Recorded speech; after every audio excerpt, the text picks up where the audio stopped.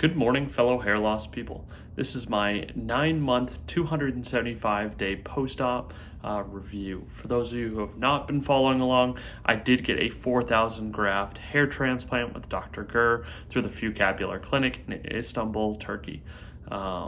So what that consisted of was 2,500 grafts along my hairline and then 1,500 kind of distributed in my crown area. I was a Norwood 5A, which means that I had pretty heavy receding back here. And then I had kind of a U shape of baldness in the back.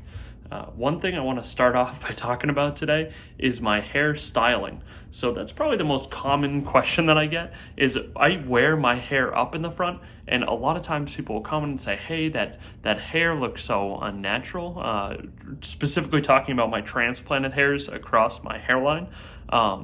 That is how I style my hair.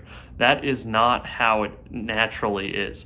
This is how it naturally sits on my head. So I want to kind of show you guys, these are all transplanted hairs in here. You can see direction-wise, they match up very, very well with my native hair. I personally choose to style my hair up and kind of over to the side, up and kind of out of the way, how I usually wear it, right? Kind of up and over.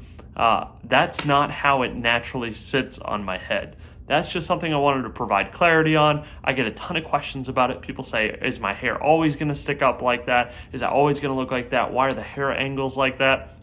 That is how I style my hair for work every day. Typically when I do these videos, I do them on a work day, after work or before work in the morning, and that is how I style my hair. It's a little messy or whatever, and that's just the way that I choose to style it. Anyway, let's dive into the video today. So, looking at my 1 foot out, this is my predominantly stronger side, my right side, and you can see it is very, very thick in there. It looks very, very good. For those of you who are looking at me around the 6 to 8 month mark, you do know that this little area was of concern for me. It seemed like I was having trouble with my native hair matching up pretty well with my transplanted hair. That's no longer a concern for me.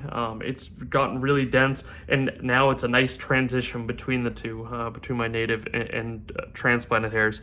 That's actually something I want to talk about, is the transition from your native and existing hair to your transplanted hairs. So first off, kind of a common misconception is people say, hey, once I get a hair transplant, I never have to maintain it. That is not true. I am on topical finasteride and minoxidil. I have another video on it if you guys would like to watch that. But you have to maintain your native hair, because as you guys have seen in my early videos, I basically got a strip of hair kind of like this along the front for my hairline. Then I got that U shape in the back.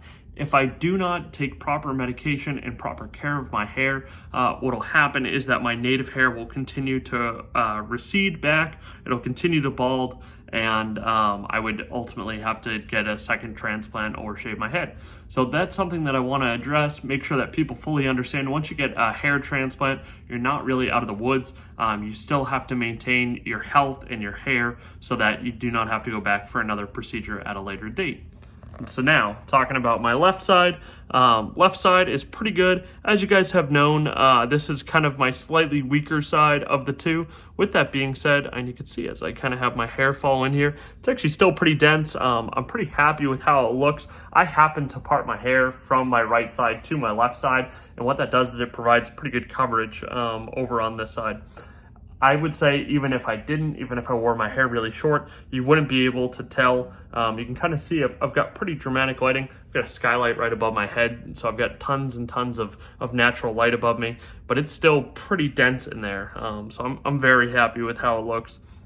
I do hope as I run my hand and fingers across my scalp, I can still feel hairs kind of starting to stub through a little bit. So I do think that I'll get a little bit more density in the coming months, and I will keep documenting up to the 1 year mark.